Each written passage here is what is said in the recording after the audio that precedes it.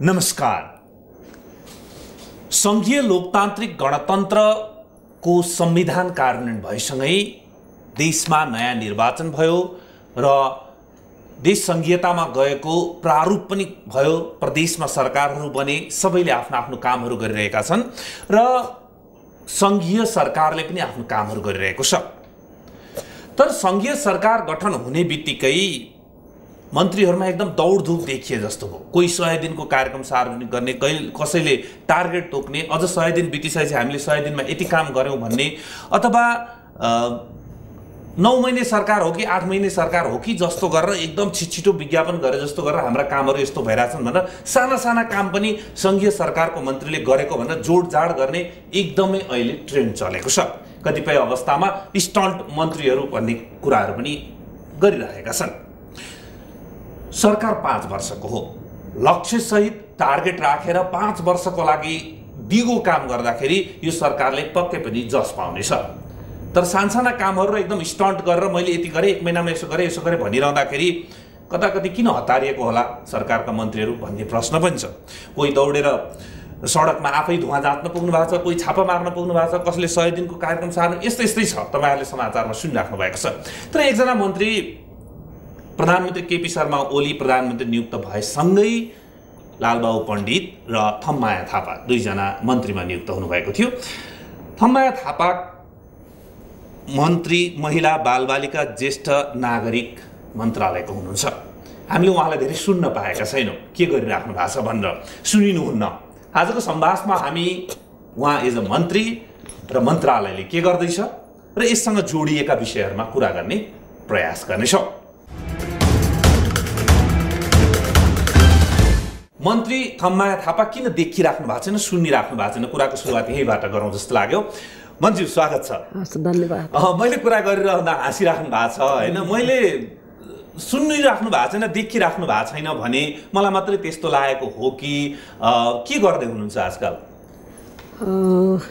सबैभन्दा पहिलो कुरा त म खासै गरी धेरै प्रचारमा आउने भन्दा पनि अब आफ्नो चाहिँ एउटा दायित्व, आफ्नो चाहिँ कर्तव्य, आफ्नो चाहिँ भूमिकालाई निरन्तर रूपमा चाहिँ एउटा इमान्दारसँग गर्नुपर्छ हैन भन्ने कुरा नै मुख्य कुरा हो। र म मन्त्रीमण्डलमा आइसकेपछि यो सरकारको एउटा प्रतिनिधिको हैसियतले मैले जुन मन्त्रालय सम्हालेँ, त्यो मन्त्रालयको बारेमा यसको चाहिँ क्षेत्र अधिकारहरूको बारेमा चाहिँ अब बुझ्ने कामहरू गर्नुको साथसाथै यो सरकारको पहिलो प्राथमिकता भनेको के हो भने संविधानलाई कार्यान्वयन गर्ने कुरा। र संविधानलाई कार्यान्वयन गर्ने क्रममा चाहिँ यो मन्त्रालयले के विषयहरूमा चाहिँ संविधानमा सम्बन्धित भएका विषयहरू, खास गरी महिला बालबालिका ज्येष्ठ नागरिक अपाङ्गता क्षेत्रमा चाहिँ के कुराहरू भइरहेका छन्, कस्ता खालका चाहिँ ऐन कानुनहरू छ अहिले भएका विद्यमान, संविधानले के व्यवस्था गरेको छ, के कुराहरू अपुग छन्, यी कुराहरूलाई चाहिँ मैले चाहिँ संविधानको कार्यान्वयन गर्नुको साथसाथै यी ऐन कानुन भएका ऐन कानुनहरूलाई चाहिँ प्रभावकारी ढङ्गले चाहिँ लागू गर्ने कुरामा, कार्यान्वयन गर्ने कुरामा चाहिँ मेरो पहिलो प्राथमिकता, मेरो कामको पहिलो प्राथमिकता हुनुपर्छ भन्ने कुरा हिसाबले पनि त्यो कामलाई मैले अगाडि बढाएँ। र मुख्य गरी संविधानमा उल्लेख भएका खास गरी चाहिँ महिलाहरूको हक अधिकारको विषयहरूमा चाहिँ अहिले जुन संविधानमा मौलिक हक र निर्देशक सिद्धान्तदेखि लिएर संविधानमा उल्लेख भएका विषयहरूलाई अहिले जुन कानुनहरू के बनिरहेका छन् त्यो विषयहरूलाई हामीले कसरी चाहिँ सम्बोधित गर्ने भन्ने विषयहरूमा मैले चाहिँ अलिकति बढी यसको बारेमा चाहिँ विभिन्न पक्षहरूसँग पनि छलफल गर्ने र मन्त्रालयभित्रै पनि यी विषयहरूमा चाहिँ हाम्रा कानुनहरू के छन्, अब यसलाई कसरी कार्यान्वयन गर्ने र संविधानमा भएका विषयहरूलाई चाहिँ हामीले के कुराहरूमा चाहिँ हामीले चाहिँ ड्राफ्ट गर्नुपर्ने हुन्छ हैन, कानुन बनाउने कुराहरू हुन्छ भन्ने कुराहरूमा छलफल गरेर केही भएका कानुनहरूलाई संशोधन गर्ने, परिमार्जन गर्ने, कतिपयलाई चाहिँ नियमावली बनाएर त्यसलाई अझै प्रभावकारी ढङ्गले चाहिँ लागू गर्ने र केही नयाँ चाहिँ प्रावधान अथवा नयाँ विधेयक ल्याउनुपर्छ भन्ने कुरा ड्राफ्ट मैले सुरु गरिसकेको छु होइन। त्यस कारणले गर्दाखेरि अब कामै नभएको भन्ने कुरा होइन। र यसको साथसाथै यो बिचमा महिलाहरूको जुन खालको विभिन्न ठाउँमा चाहिँ बलात्कारका काण्डहरू हिंसाका काण्डहरू चाहिँ घटिरहेका छन् र यसलाई अलिकति गम्भीर ढङ्गले लिएर मैले चाहिँ खास गरी यो हिंसा भएका ठाउँहरूमा चाहिँ आफै कतिपय ठाउँमा आफै जाने मन्त्रालयलाई चाहिँ त्यो ठाउँमा गएर चाहिँ अध्ययन गराउने कुराहरू र त्यो सम्बन्धित विषयहरूलाई कसरी न्यूनीकरण गर्न सकिन्छ महिला हिंसाका घटनाहरूलाई कसरी न्यूनीकरण गर्न सकिन्छ भन्ने विषयहरूमा चाहिँ मैले चाहिँ खास गरी स्थानीय सरकारहरू चाहिँ जति प्रभावकारी हुन सक्यो जति यी विषयहरूमा चाहिँ खास गरी महिला हिंसा अन्त्यको लागि चाहिँ उहाँहरू जति संवेदनशील हुनु सक्नुहुन्छ त्यति नै यो कामहरू जुन महिला हिंसाका घटनाहरूलाई हामीले न्यूनीकरण गर्न सकिन्छ। त्यसैले मैले यो बिचमा चाहिँ सातवटै प्रदेशमा जनप्रतिनिधिहरूसँग एउटा अन्तर्क्रिया कार्यक्रमहरू राख्ने कार्यक्रमहरू सम्पन्न भएका छन्।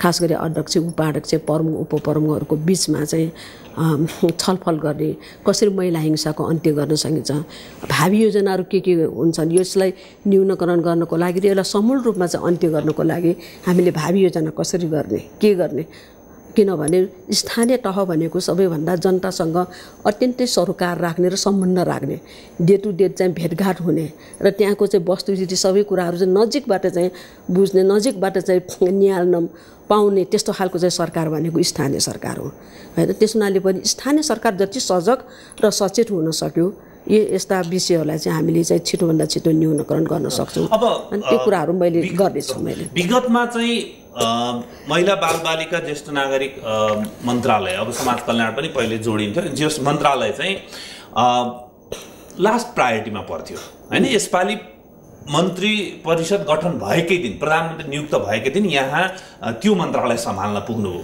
अब मैले काम गर्नु भएन भन्न खोजेको होइन, यहाँको मन्त्रालयको वेबसाइटमा हेर्न गयो भनेदेखि अहिलेसम्म के काम भए र के प्रस्तावित कामहरू छन् नीति तथा कार्यक्रममा के नीतिहरू लगिएको छ भन्ने जम्मै डिटेल छ तर त्यो बाहिर आएन हैन। अरूले चाहिँ पत्रकार सम्मेलन गरी सार्वजनिक गरिराख्नु भएको छ। अब कति गर्नु भएको छ भोलि रिजल्टले पनि देखाउँला अलि बढाइ चढाइ गर्नु भएको छ कि अथवा रियालिटी नै बताइराख्नु भएको छ। एकदमै धेरै स्टन्ट किसिमको कामहरू भइरहेको थियो। यहाँबाट त्यो नआइराख्दाखेरि के हो भनेर मैले चाहिँ वेबसाइट खोलेर पनि हेरेँ के चाहिँ भएको जस्तो यो मन्त्रालय भन्दा त्यहाँ प्रशस्त रूपमा काम गरिएका कुरा सबै राखिएका छन्। ती कामहरू गरिराखेका कुराहरूलाई चाहिँ बाहिर नआइराख्दाखेरि चाहिँ अनि के भइरहेको छ भन्ने मनमा प्रश्न मात्रै उब्जेको हो।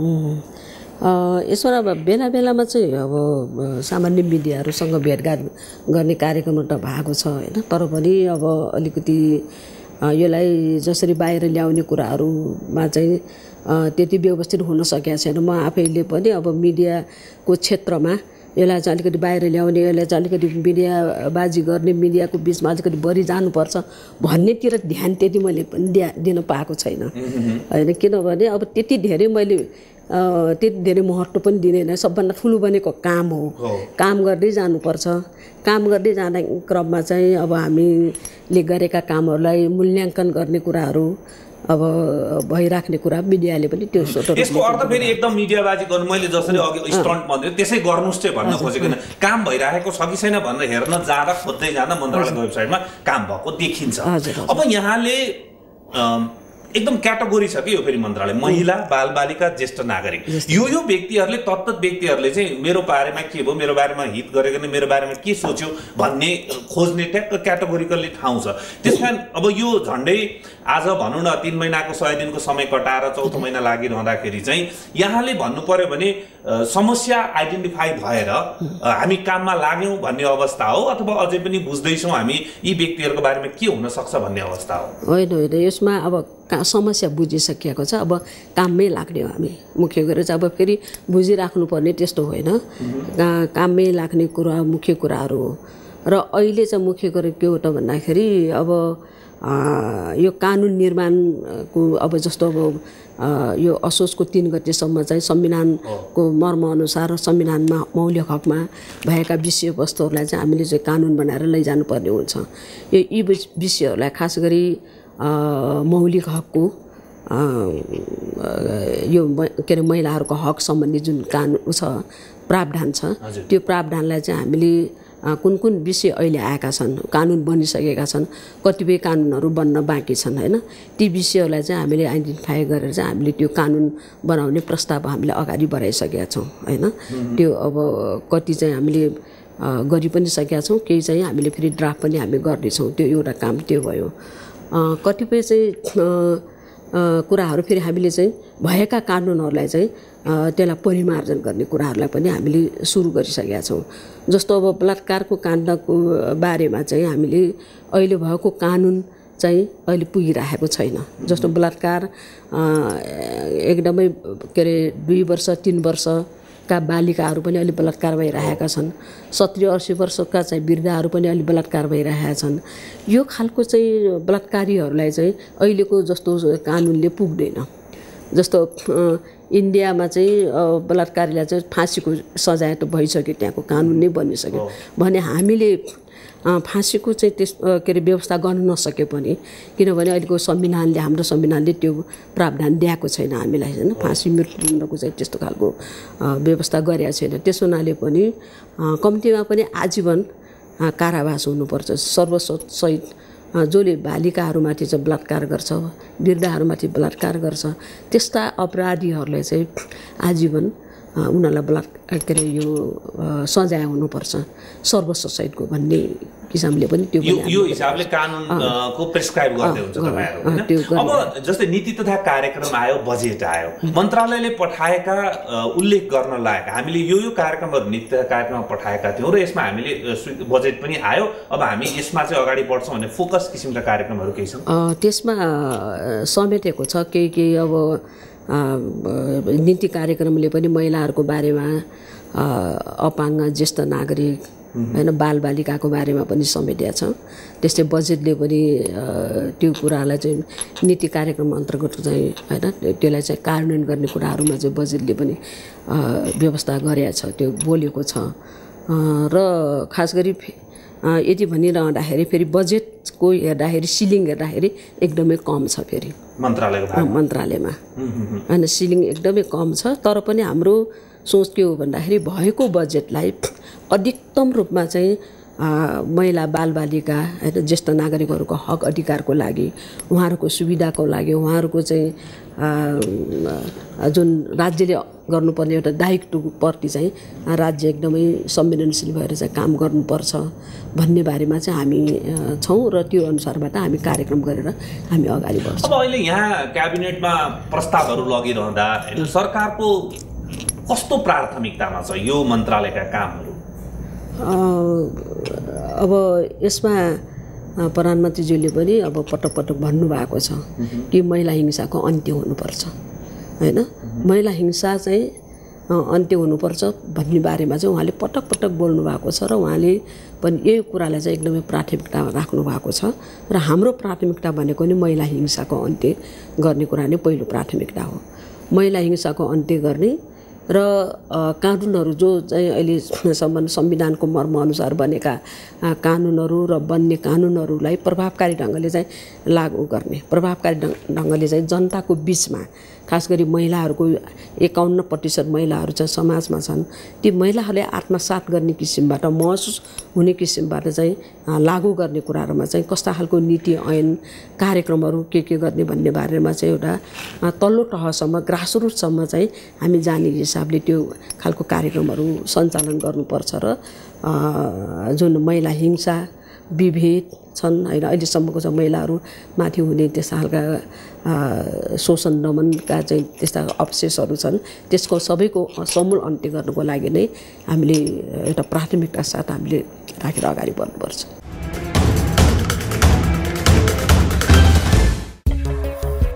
सम्भाषका प्रायोजक बर्जर एन्टी डस्ट पेस्ट, अब 5 वर्षको वारेन्टीको साथ। सम्भाषका प्रायोजक बर्जर एन्टी डस्ट पेस्ट, अब 5 वर्षको वारेन्टीको साथ।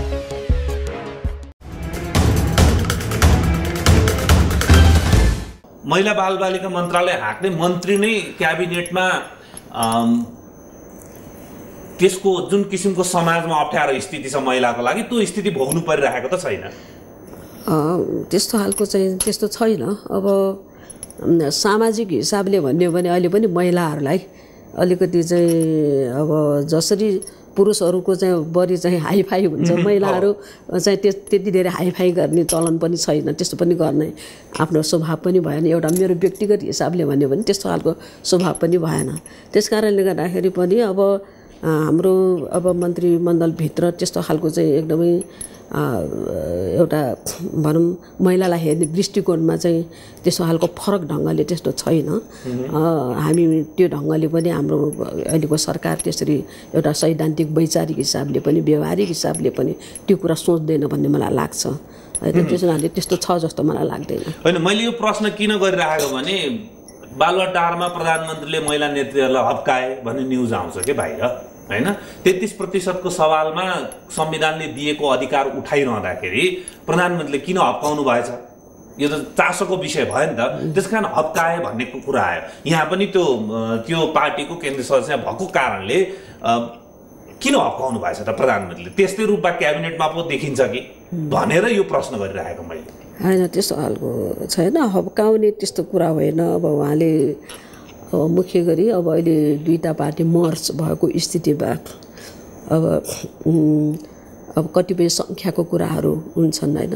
सङ्ख्यामा अब सबैलाई मिलाएर अब दुवै पार्टीका केन्द्रीय सदस्यहरूलाई मिलाउँदाखेरि अब हिजै पनि 33% थिएन दुवै पार्टीमा होइन।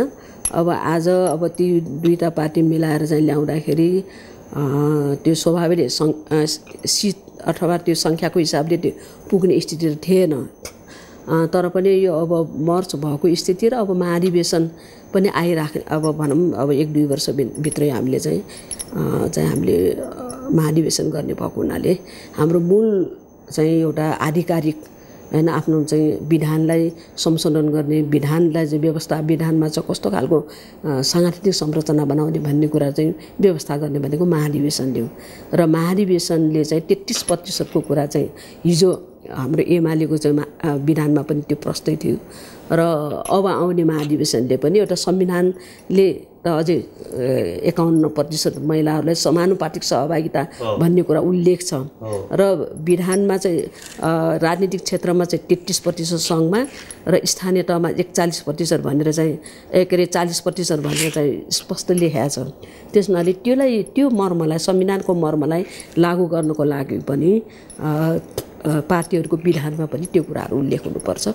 त्यो हुन्छ भन्ने कुरा हामीले विश्वास गरेका छौँ। जस्तै अब यो 33% को कुरा छ नि, जस्तै वर्तमान राष्ट्रपति विद्यादेवी भण्डारीले ल्याउनु भएको सङ्कल्प प्रस्ताव नै हो त्यो पुनर्स्थापित संसदमा र पास भएको। त्यसपछि राज्यका सम्पूर्ण अङ्ग निकाय समिति जे छन् सबैमा 33% महिला सहभागिता हुनेछ भनेर राज्यले बोलेको कुरा हो।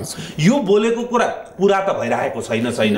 हुनुपर्छ भनेर आवाज उठाउँदाखेरि आवाज नउठाउनुहोस् भन्ने कुरा स्वयं प्रधानमन्त्रीबाट आउँदाखेरि, जस्तै मैले यहाँसँग प्रश्न गरेँ, त्यही भित्र बस्नुभएका नेत्रीहरूले चाहिँ यो कुरा बाहिर बोलिराख्नु भएको छ होइन। त्यस्तो खालको कुरा चाहिँ संविधानमै लेखेको छ, सङ्कल्प प्रस्ताव संसदले पास गरेर कानले भनेछ, सबैले भनेको छ भने त्यो कुरा उठाउँदाखेरि चाहिँ हप्की दप्कीको कुरा आउँदाखेरि त्यो अलिक ठिक भएन कि भन्ने प्रश्न।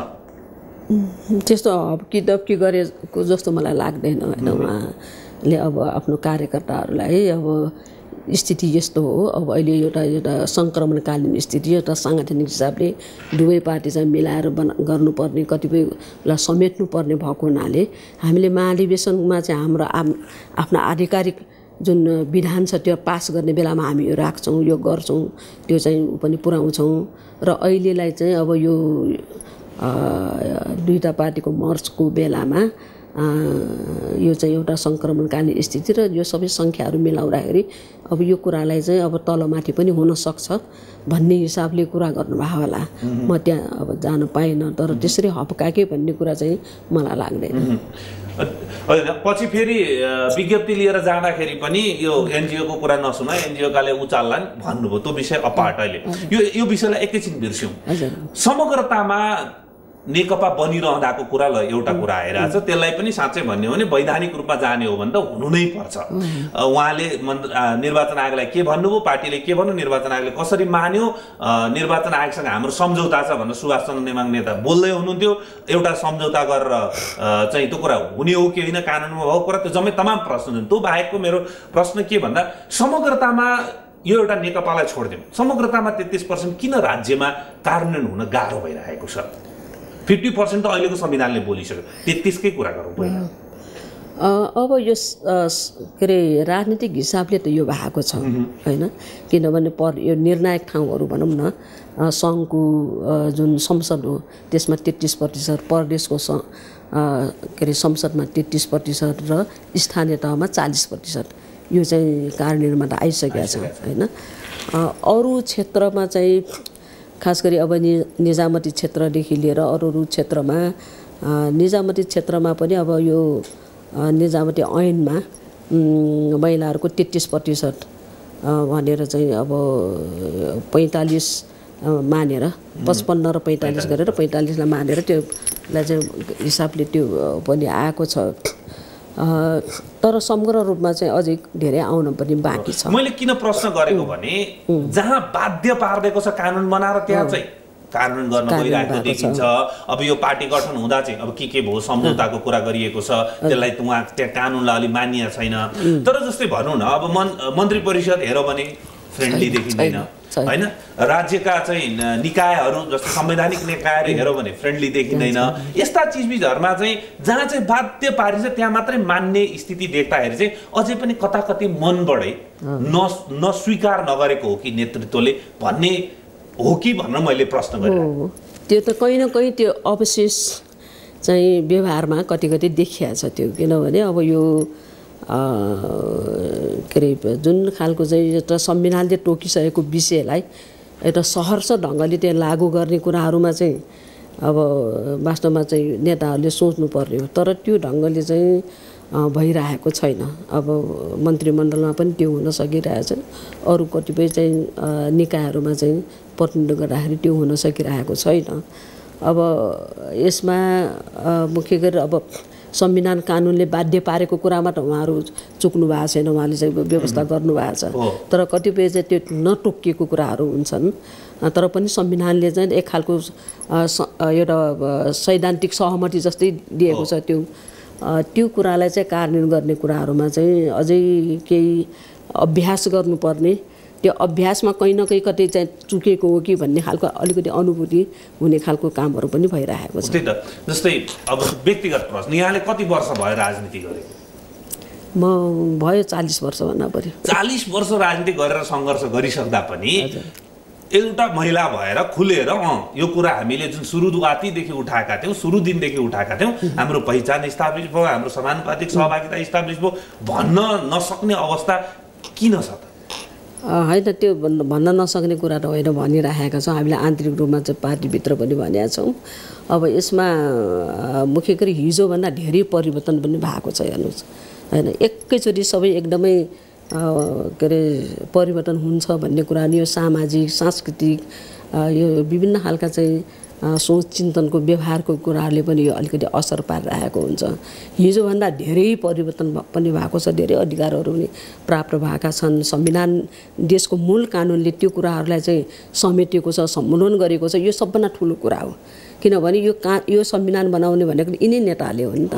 यिनै नेताहरूले नै महिलाहरूको हक अधिकारको लागि चाहिँ त यति धेरै चाहिँ संविधानमा चाहिँ उल्लेख गर्ने, संविधानमा सम्बोधन गर्ने कुरामा उहाँहरूकै पहलमा यो संविधान आएको छ र यो संविधानले समेटेको छ। त्यसमाले उहाँहरूको त्यो विचारमा उसमा त्यसरी खोट छ भन्ने मलाई लाग्दैन। उहाँहरूको छ एकदमै 50% होइन, त्योभन्दा बढी अब कतिपय ठाउँमा चाहिँ 60-70-100% नै पुर्याउने कुराहरूमा पनि उहाँहरू हुनुहुन्छ, त्यस्तो खालको चाहिँ हो।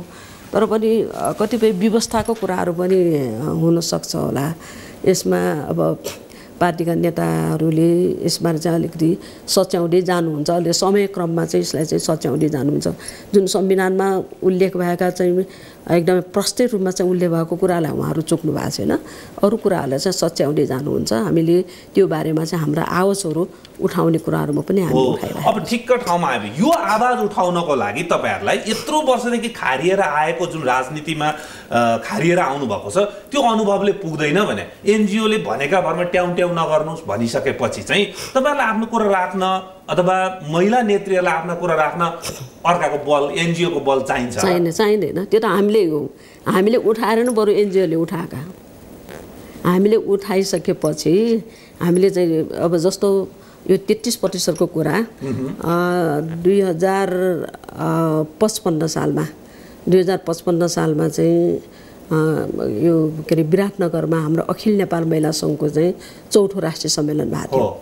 त्यति बेला चाहिँ कुनै एनजिओले त्यस्तो 33% को कुरै उठाएकै थिएन, तर हामीले 14 बुँदे कार्यक्रम त्यति बेला त्यो सम्मेलनमा हामीले पारित गर्यौँ। 14 बुँदे कार्यक्रममा 1 नम्बरमा हामीले चाहिँ राज्यको सम्पूर्ण क्षेत्रमा चाहिँ 33% महिलाहरूको सहभागी हुनुपर्छ हैन, महिलाले पैतृक सम्पत्तिमा चाहिँ अधिकार पाउनुपर्छ हैन, अनि समान कामको समान ज्याला हुनुपर्छ र सबै क्षेत्रमा चाहिँ विभेदका कानुनी क्षेत्रदेखि लिएर सामाजिक आर्थिक हरेक क्षेत्रमा चाहिँ समान अधिकार पाउनुपर्छ भन्ने कुरादेखि लिएर हामीले 14 वटा बुँदा चाहिँ एउटा अभियानकै रूपमा हामी सञ्चालन गरौँ हैन।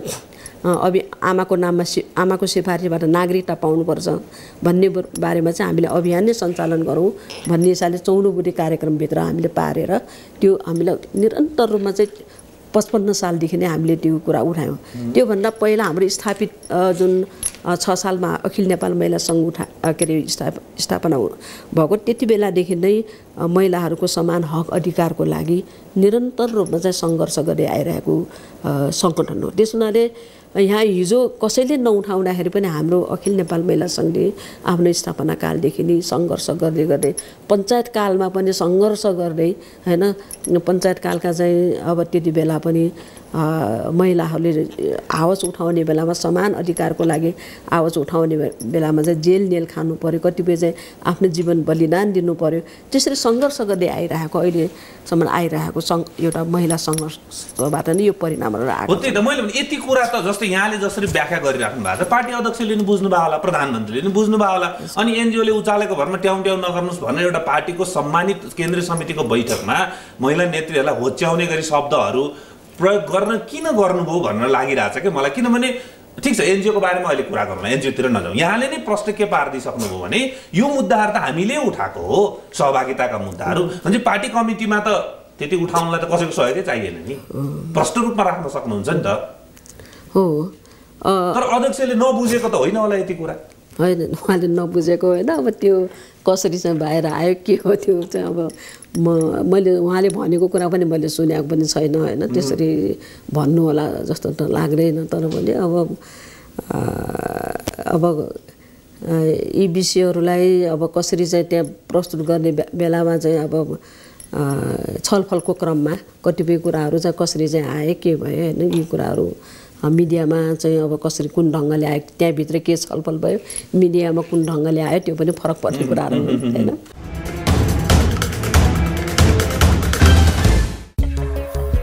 सम्भाषका प्रायोजक बर्जर एन्टी डस्ट पेस्ट अब 5 वर्षको वारेन्टीको साथ।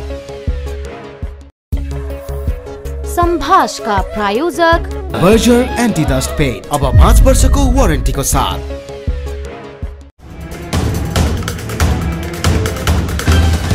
अस्ति यहाँ र गृह मन्त्रालय बीच, यहाँको मन्त्रालय र गृह मन्त्रालय बीच कुराकानी पनि भएको थियो, सार्वजनिक पनि समाचारमा आयो। के भएको थियो यहाँले भनिदिनु होला अझ डिटेलमा।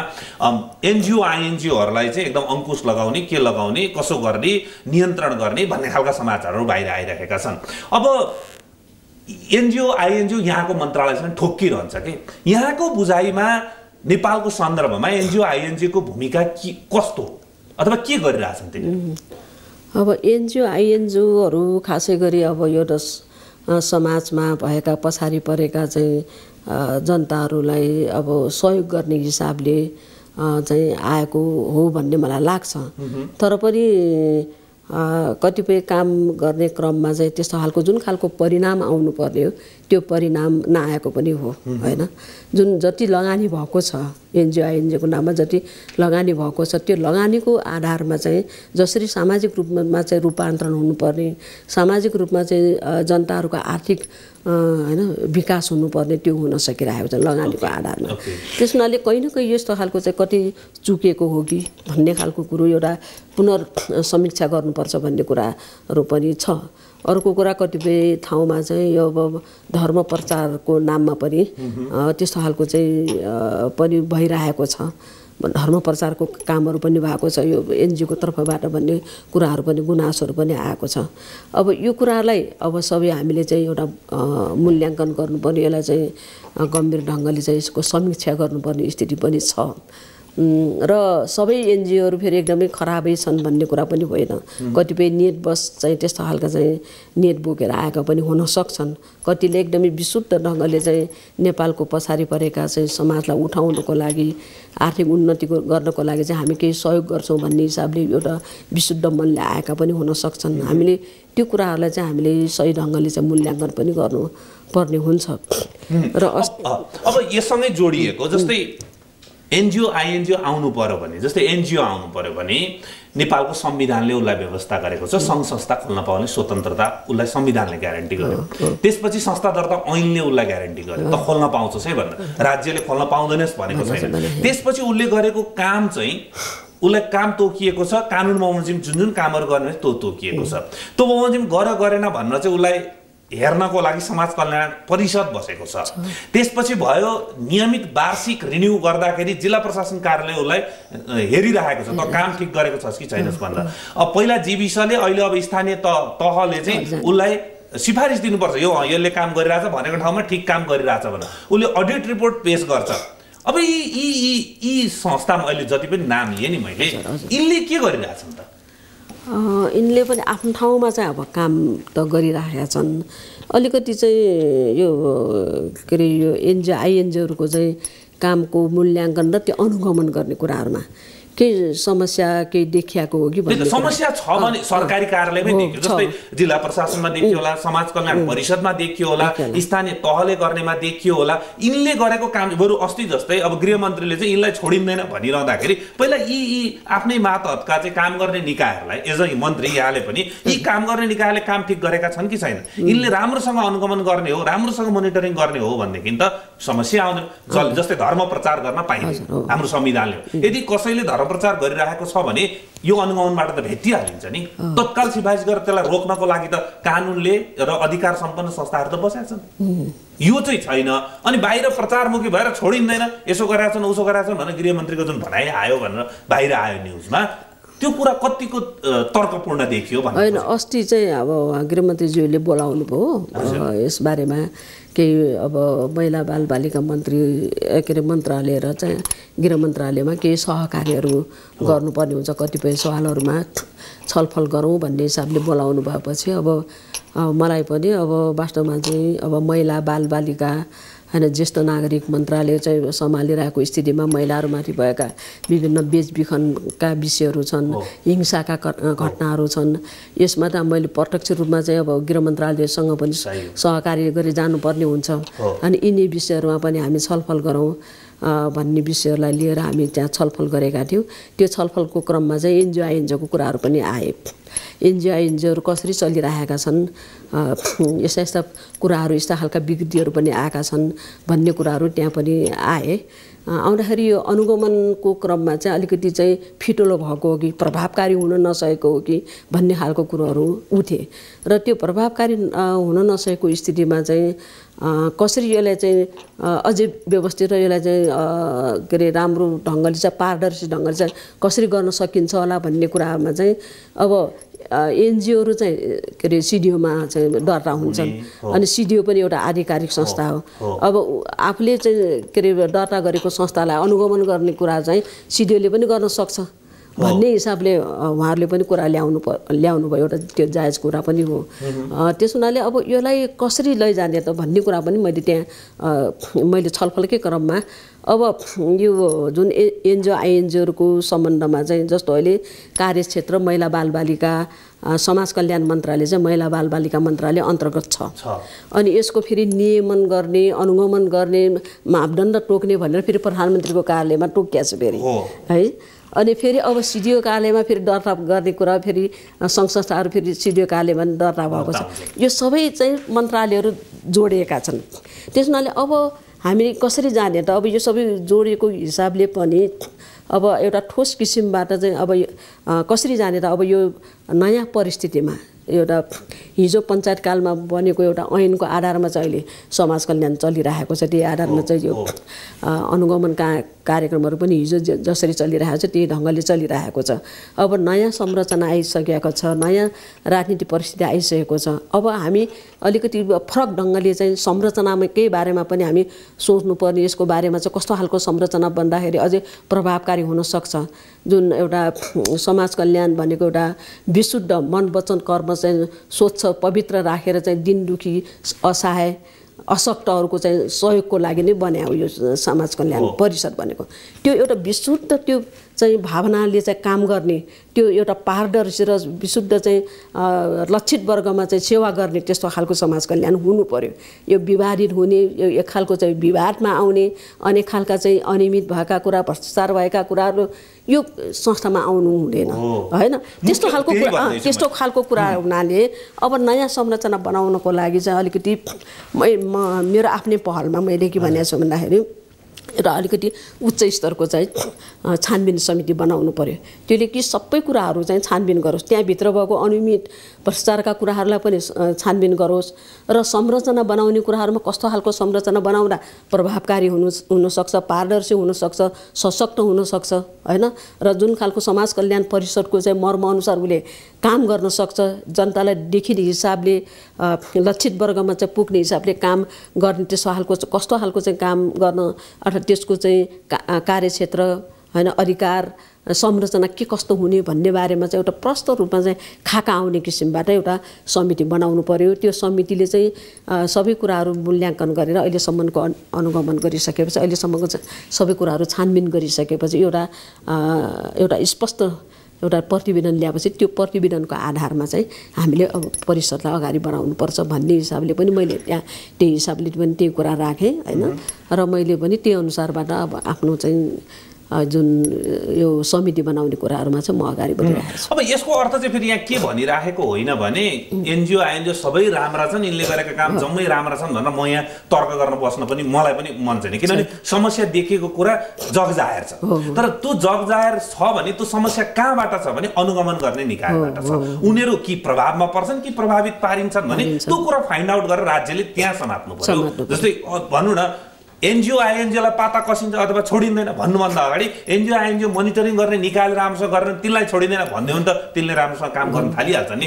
शब्द कसरी प्रयोग गर्ने भन्ने कुरा मात्र मनसायमा समस्या देखिएन। तर के हो भन्दाखेरि चाहिँ फेरि यही ठाउँमा एनजिओ चाहिन्छ चाहिँदैन फरक बहसको विषय हो। तर हाम्रो संविधानले, हाम्रो कानूनले अहिलेसम्म मान्यता दिएकोले चाहिन्छ भनेर राज्यले मानेको छ भन्ने बुझौँ। र तिनले गरिरहेको काममा गलत गर्नलाई दण्डित गर्नु पर्यो। के अरे गलत गर्नलाई म दण्डित गर्छु भनेर मन्त्रीले भन्नै पर्यो। गलत गर्नलाई त गर्ने दण्डित नै हो, गरिदिनु पर्यो। गरिसकेपछि त समस्या रहँदैन नि त। भन्दा अघि मैले सुरुमा भने त्यही त स्टन्ट जस्तो कुरा गरिरहनु भन्दा यहाँले भन्नु नि म धेर मिडियामा गएर वक्तव्यबाजी गर्ने भन्दा नि काम गर्छु भन्नु नि, काम गरेर देखाइदिने हो भने त फेरि मिडिया आफै आउँछ नि यस्तो काम हो भन्ने खालको कुरा हो। त्यो मान्छेलाई तर्साउने किसिमको संस्थाहरू छन्, राज्यले खोल्न दिएको संस्थाहरू तर्साउने किसिमको काम भयो कि भन्ने मात्रै नभएको होइन। विगतमा तमाम साँच्चै खोज्दै जाने हो भने कति समस्या छन् एनजिओ आइएनजिओको तर्फबाट भन्ने कुरा, बजेट कहाँ गयो भन्ने कुरा, भूकम्पको नाममा आउँदा के गरे भन्ने कुरा, समस्या त राज्यको रेकर्डमा छ। तर ती रेकर्डमा भएको कुरालाई राज्यको त्यो फाइलबाट निकालेर कारबाही गर्नु। यदि कारबाही गर्न सकेन भने त फेरि यो निरन्तर चलिरहन्छ। त्यस हुनाले अब केही समयपछि तपाईँहरूले देख्नुहुनेछ समाज कल्याणको रूपमा चाहिँ अब स्थापित गर्ने कुरामा चाहिँ म एकदमै लागेको छु। अहिले भएको जति पनि विकृति विसङ्गति अनियमितताहरू छन्, भएका चाहिँ कतिपय चाहिँ यो मेकानिजमहरू छन्, त्यसलाई पनि अन्त्य गरेर चाहिँ त्यसलाई कसरी स्वस्थ बनाउने भन्ने कुराहरूमा पनि हामी लागिरहेका छौँ र हामी यसलाई सच्याउँछौँ। जस्तै यहाँहरूकै त्यो मन्त्रालयको वेबसाइटमा गयो भने अनुदानमा सञ्चालित गैसहरू प्रभावकारिता मूल्याङ्कन यहाँले एउटा अध्ययन बनाएर रिपोर्ट छ त्यहाँ। हो त्यो रिपोर्टले के भन्छ, त्यसलाई कार्यान्वयन गर्न गयो भनेदेखि त आफै ठिकमा आउँछ नि त। राज्यले लगाम नलगाएर छोडिदिँदाखेरिको समस्या होला एकदम होइन। हेर्दाखेरि त त्यो नभएदेखि चाहिँ अब एनजिओ आइएनजिओमा कति मान्छेले रोजगारी पाछन्, कति काम गराछन्, त्यसको सकारात्मक पाटो राज्यले हेर्ने आफ्नो ठाउँमा रह्यो। अब अघि यहाँले भनिहाल्नुभयो प्रधानमन्त्री कार्यालय मातहतमा लगिएको छ एनजिओ आइएनजिओको भनेर होइन। अब अहिले त कानुन बनाएर ल्याउने भने चाहिँ ठ्याक्कै डाइरेक्ट गइसकेको तर घोषणा भइसकेको छ होइन। त्यो मन्त्रालयबाट किन त्यता लगिएको? अब त्यो यही अलिकति चाहिँ यो अनियमितता भएको कारणले गर्दाखेरि यसलाई अलिकति सशक्त बनाउनुपर्छ भन्ने हिसाबले होला त्यो त्यहाँनिर लगेको होइन। त्यसबारेमा यसमा चाहिँ अब मुख्य गरी कोअर्डिनेसन त अब मन्त्रालयसँग हाम्रै मन्त्रालयसँगै गर्नुपर्ने हुन्छ। त्यो काम विगतमा यही मन्त्रालय यहाँ जुन मन्त्रालयमा हुनुहुन्छ मन्त्री त्यही मन्त्रालयले गरिराखेको थियो। अहिले चाहिँ 3-4 निकायहरू प्रधानमन्त्री मातहत लगे त्यसले विगत एक खालको विवाद पनि ल्याएको थियो। प्रधानमन्त्री अलि शक्तिशाली हुन खोजे भन्ने खालको त्यतापट्टि नजाउँ। तर एनजिओ आइएनजिओ कुरा गरिरहँदाखेरि चाहिँ हाम्रो जुन मन्त्रालय चाहिँ महिला बालबालिका तथा ज्येष्ठ नागरिक मन्त्रालय यो मन्त्रालयले त्यो काम गर्न सक्दैन भनेर लगिएको हो कि अथवा गर्न सक्छ भन्दा भन्दै पनि खोसिएको हो कि के हो भनेर जान्न चाहेको। अब यसमा चाहिँ अब गर्न सक्दैन भन्ने कुरा त अब काम गर्दै जाँदाखेरि गर्ने सक्ने नसक्ने भन्ने तर अहिलेको स्थितिमा चाहिँ अलिकति समस्या देखेकै हो। जुन खालको चाहिँ अनुगमन गर्ने पाटो हो त्यो एकदमै कमजोर त्यो चाहिँ पारदर्शी नभएको हिसाबले पनि कतिपय चाहिँ एनजिओ र उनीहरू आफै त्यस्तो खालको चाहिँ बदनाम होइन कि अब कतिपय अनुगमन गर्ने क्रममा चाहिँ बदनाम अनुगमन गर्ने मान्छेले नै बदनाम गर्ने खालका कुराहरू भएको छन् होइन। त्यो कारणले गर्दाखेरि पनि अब यसलाई अलिकति यसलाई चाहिँ निगरानी राख्नुपर्छ अलिक चाहिँ भन्ने हिसाबले पनि यो प्रधानमन्त्रीको कार्यमा चाहिँ लैजानु भएको होला यो जस्तो मलाई लाग्छ होइन। तर पनि यसलाई चाहिँ हामीले मन्त्रालयको तर्फबाट यसलाई व्यवस्थित ढङ्गले लैजाने कुरामा हामीले एकदमै होमवर्क गरिरहेको छौँ र यो एउटा समिति बनाएर त्यो समिति मार्फतबाट समग्र रूपमा चाहिँ मूल्याङ्कन गरेर यो के अरे अनुगमन गर्ने कुराहरूदेखि लिएर अब विभिन्न सङ्घ संस्थाहरूलाई चाहिँ उनीहरूले गरेका कामहरूलाई उनीहरूलाई अब कस्तो कस्तो खालको काममा उनीहरूको प्रकृति होइन काम गर्ने के अरे क्षेत्र त्यसको प्रकृति यो सबै कुराहरूलाई चाहिँ एउटा पारदर्शी ढङ्गले चाहिँ गर्ने कुराहरूमा चाहिँ हामी एकदमै त्यो ढङ्गले चाहिँ हामी जाने कुराहरूमा चाहिँ हामीले योजना बनाइरहेका छौँ। अब अर्को यहाँहरूको मन्त्रालयसँग जोडिएको ज्येष्ठ नागरिकहरूले चाहिँ चुनावमा घोषणापत्रमा लेखे हाम्रो भत्ता बढाउँछौँ भनेर तर चाहिँ अहिले बढाइदिएनन् भनेर एक खालको गुनासो गर्नुभयो। हुन त यो सरकार 1 वर्षको मात्रै भए त एकदमै जायज हुन्थ्यो। यो सरकार त 5 वर्षको यस्ता खालका नीति तथा कार्यक्रम बजेट त 5 चोटि आउँछन् होइन। तर के हो त उहाँहरू किन चित्त दुखाउने स्थितिमा पुग्नु मन्त्रीको हैसियतले यहाँले के भनिदिनुहुन्छ? अब ज्येष्ठ नागरिकहरूको लागि अहिलेको बजेटले जस्तो अब स्वास्थ्य बिमा भनेर चाहिँ 1 लाखको चाहिँ स्वास्थ्य बिमा गरेको छ यो पनि एकदमै महत्त्वपूर्ण हो। किनभने अब 70 वर्ष पुगेका हाम्रा चाहिँ ज्येष्ठ नागरिकहरूलाई उहाँहरूलाई भोलि गएर चाहिँ केही समस्या पर्यो भने होइन उहाँलाई चाहिँ एउटा उपचारको क्रममा दिने सेवाको कुरामा चाहिँ राज्य एकदमै संवेदनशील भएको छ।